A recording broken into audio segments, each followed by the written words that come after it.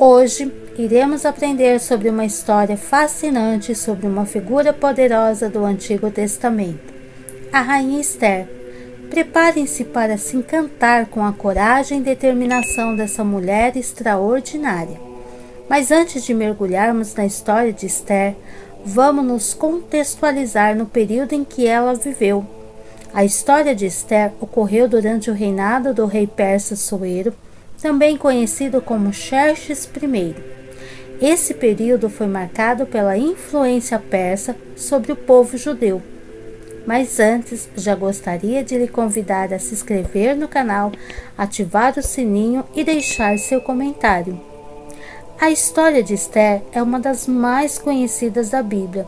É difícil encontrar alguém que não saiba quem foi Esther. Afinal, a história da jovem judia órfã que viveu isolada na Pérsia é surpreendente. Se tornou mulher do imperador mais poderoso do mundo. A época, de fato, prende a atenção de muitas pessoas. E não é isto. Esther foi uma peça fundamental dentro do plano de livramento que Deus concedeu ao seu povo. Esther revela uma espiritualidade fervorosa marcada por uma verdadeira confissão de caráter. Foi uma mulher exemplar em devoção, fé, coragem, sabedoria e humildade. Se você não sabe, nos dias de Esther, o povo judeu esteve sob forte ameaça com risco de ser completamente destruído. Então, como tudo isto aconteceu? Como uma jovem plebeia de origem judaica ascendeu ao posto de rainha da Pérsia e se tornou protagonista de uma das histórias mais amadas da Bíblia? Qual a importância de Esther no relato bíblico? Por que será que ela não é mencionada em nenhuma outra fonte histórica sobre o período persa além da Bíblia? Para entendermos a história de Esther, primeiro precisamos compreender o contexto histórico em que ele ocorreu. Quando Jerusalém foi conquistado pelo rei Nabucodonosor, segundo muitos cidadãos do reino de Judá, foram exilados para outras partes do Império Neobabilônico. Entre esses estava um antepassado de Esther, que fora levado como prisioneiro para a Babilônia, junto com Joaquim, à época do rei de Judá. Porém, tempos depois, a Babilônia também caiu perante a ofensiva medo-persa, que estabeleceu o vasto império Aquemênida. Os persas tiveram líderes emblemáticos como Ciro o Grande, seu neto Dário I e o seu bisneto Xerxes I, identificado na Bíblia como Assuero. O rei Assuero governou os persas entre 486 e 465 a.C., e foi neste período que a jovem Esther teria vivido. Assuero é descrito pelos historiadores como um rei poderoso e implacável. Naquele tempo, o domínio persa se estendia desde a Índia até a Etiópia, e de acordo com o registro bíblico, contava com cerca de 127 províncias. Alguns estudiosos estimam que naqueles dias o império possuía aproximadamente 100 milhões de habitantes, e destes, pelo menos 3 milhões seriam judeus. A história de Esther se passou em Suzã, uma das 3 capitais do Império da Pérsia, que servia como centro administrativo e residencial. Essa cidade também servia como a residência real de inverno, onde Assuero possuía um luxuoso palácio. A história começa relatando que o rei Assuero reuniu todos seus nobres, oficiais, líderes militares e príncipes das províncias da Pérsia. E durante 180 dias ele mostrou a enorme riqueza de seu reino e o esplendor da sua glória, de sua majestade. Depois ele promoveu um grande banquete de 7 dias para todos os habitantes de Suzã. Esse banquete era uma expressão de poder e riqueza, projetando a riqueza do império. Muitos estudiosos sugerem que esse evento teve a ver com a reunião convocada por Assuero em seu terceiro ano de reinado, para discutir suas campanhas militares na Grécia. Seja como for, a Bíblia relata que enquanto o rei Assuero oferecia um banquete para seus príncipes e oficiais, sua esposa, a rainha Vasti, oferecia um banquete às mulheres na casa real. Em um determinado momento, o rei Assuero mandou chamar Vasti, ordenando que ela entrasse em sua presença, usando a coroa real para que todos pudessem admirar sua formosura. A rainha, porém, se recusou a cumprir tal ordem, porque muito provavelmente esta ordem implicava em alguma situação desonrosa a ela. Com a recusa da rainha Vasti, Assuero a destituiu do seu posto. Mais tarde, quando a indignação de Assuero já havia passado, e talvez ele sentisse falta dela, seus conselheiros sugeriram que ele convocasse as moças virgens e de boa aparência que havia em seu reino, para escolher entre elas uma nova rainha. Uma dessas jovens virgens era a jovem órfã judia chamada Hadassa, um nome de origem hebraica que significa murta, um tipo de arbusto. Hadassa era filha de Abiail e foi criada por seu primo Mardoqueu, um homem da tribo de Benjamim, filho de Jair, neto de Simei e bisneto de Quis. Hadassa também era conhecida como Esther, provavelmente seu nome persa. Podemos dizer que ela vivia entre dois mundos bem distintos: sua criação judaica e a sociedade pagã de Susã, na qual ela tinha de viver.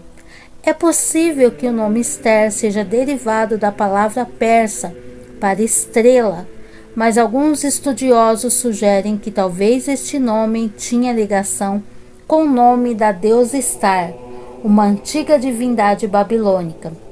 No texto bíblico, Esther é descrita como uma mulher muito bonita e atraente, ao ponto de ser contada entre as jovens mais formosas de todo o reino e escolhida para se apresentar como uma das candidatas diante do rei.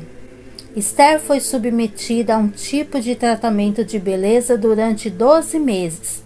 Passado este período, Esther foi conduzida por um dos eunucos à presença de Assuero. As jovens eram levadas ao rei e depois não retornavam mais a ele, exceto se o rei gostasse de alguma e a chamasse pelo nome. Isto foi o que aconteceu com Esther. A Bíblia diz que o rei amou a Esther mais do que todas as mulheres, e ela alcançou o favor, benevolência mais do que todas as virgens. O fato de Esther ter alcançado o favor perante o rei significa que ela havia conseguido o agrado necessário para poder sobreviver na corte persa. Obviamente, isto foi resultado da providência divina. Assim, Esther foi coroada rainha em lugar de Vasti, e o rei Assuero deu um grande banquete para todos os seus nobres e oficiais. A deposição de Vasti ocorreu no terceiro ano do reinado do rei Assuero.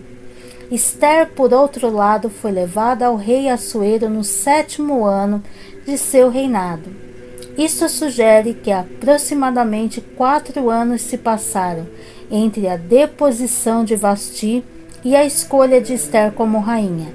Durante esse período, certamente a providência divina esteve em ação para preparar Esther para seu papel crucial na história do povo judeu.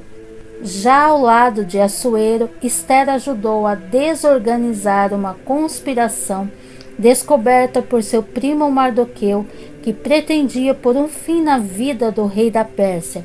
Porém, inesperadamente, o texto bíblico muda o foco da história para a promoção de um homem chamado Amã, o Agagita, que era um importante ministro do Império. A descrição de Amã como Agagita sugere uma possível origem amalequita. O escritor bíblico registra que Amã foi promovido pelo rei Assuero a uma posição de grande poder e autoridade, acima de todos os outros príncipes da Pérsia. Então todos os servos do rei no portão do palácio foram ordenados a se curvar e a reverenciar Amã. E isto incluía o primo da rainha Ester. No entanto, Mardoqueu recusou-se a curvar ou prestar homenagem a Amã, e esta recusa foi percebida como um grande desrespeito e feriu profundamente o orgulho de Amã. Porém, a ira de Amã contra Mardoqueu se transformou em um ódio não apenas pessoal, mas étnico. Ele decidiu que não seria suficiente punir apenas Mardoqueu. Ao invés disso, ele planejou destruir todos os judeus do Império Persa.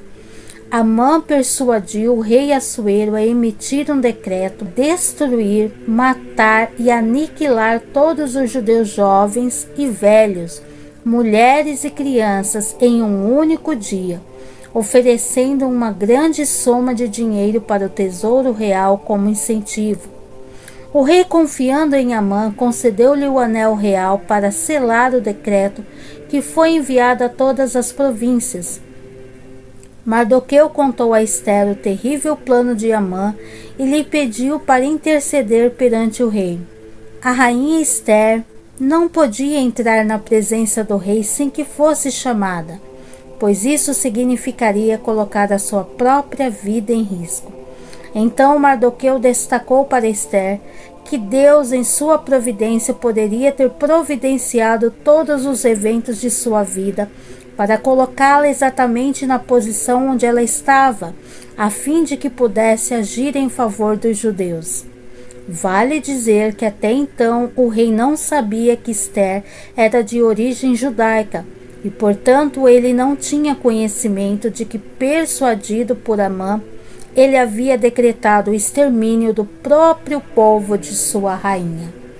Diante da situação delicada, a rainha Ester conclamou todos os judeus a jejuarem durante 3 dias, pois ela se arriscaria e entraria na presença do rei. 3 dias depois, Ester se apresentou com seus trajes reais e entrou no pátio interior da casa do rei. Assuero estava sentado em seu trono, viu Ester parada no pátio e estendeu o cetro de ouro que tinha na mão, em favor de Ester, permitindo que ela se aproximasse. O rei perguntou o que ela queria e disse-lhe que daria a ela até mesmo metade do seu reino.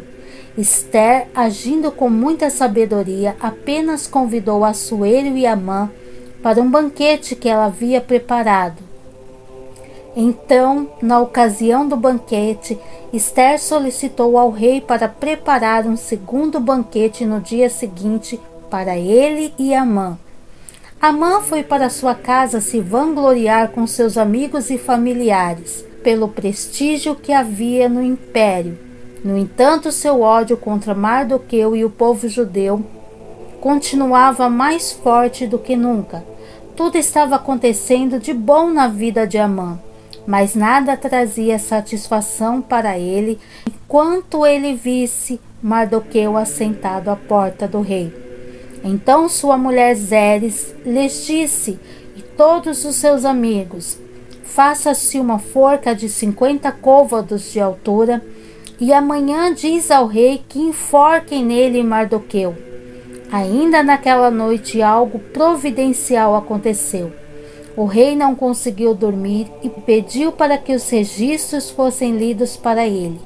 A leitura incluía a história de como Mardoqueu havia salvado a vida do rei ao denunciar a conspiração que colocaria fim à sua vida.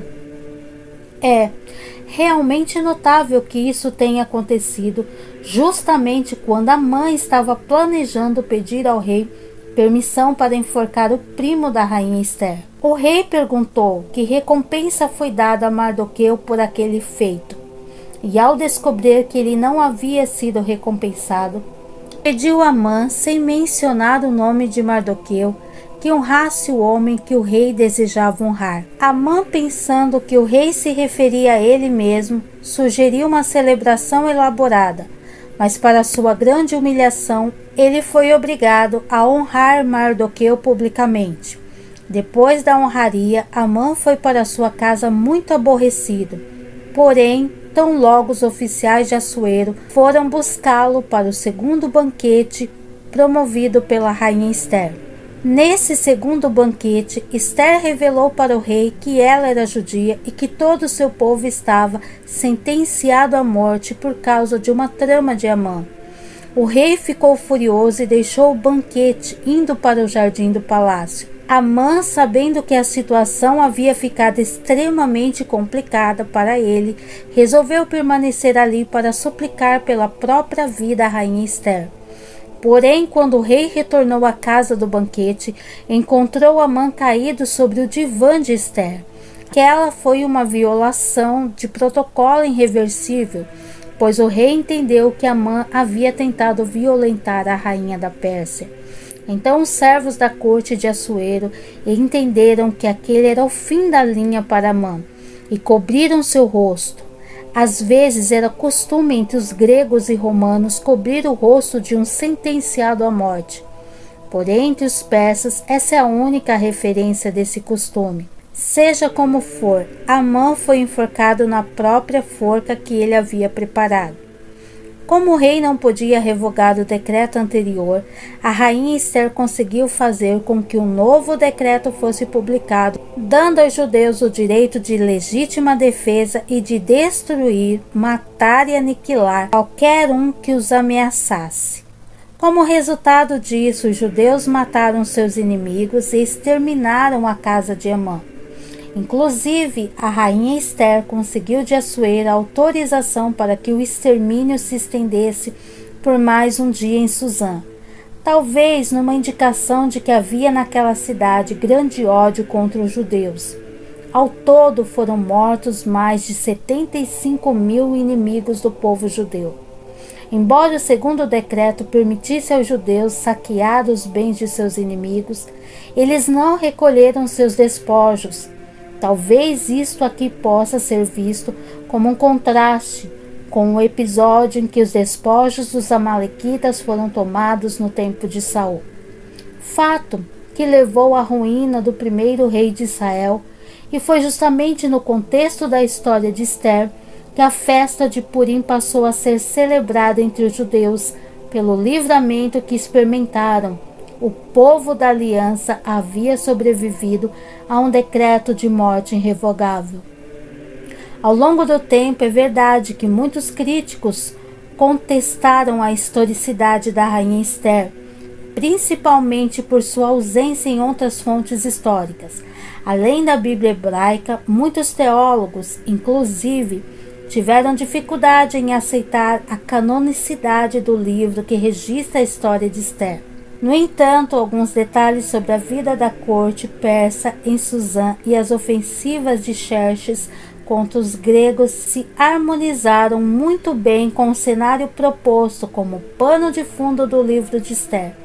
Por isso, a posição mais conservadora sobre esse livro continua sendo a de que a história de Ester não é uma ficção, mas um registro histórico. A ausência de Ester em outras fontes talvez possa ser explicada, entre outras coisas, pelo fato de que ela não foi a mãe do príncipe herdeiro de Xerxes I. Mas este é um tema um pouco mais complexo, com vários argumentos a favor e contra a historicidade de Ester. Em resumo, a história de Ester é uma inspiradora demonstração de como fé, coragem e sabedoria pode trazer libertação e mudança. Ela nos lembra que, independentemente das circunstâncias, Deus pode usar qualquer pessoa para cumprir seus propósitos e trazer salvação ao seu povo. Que história incrível e fascinante, não é mesmo? Bom, se você gostou de aprender sobre a história da rainha Ester, não se esqueça de deixar um comentário e de se inscrever no canal. Deus te abençoe e até o próximo vídeo.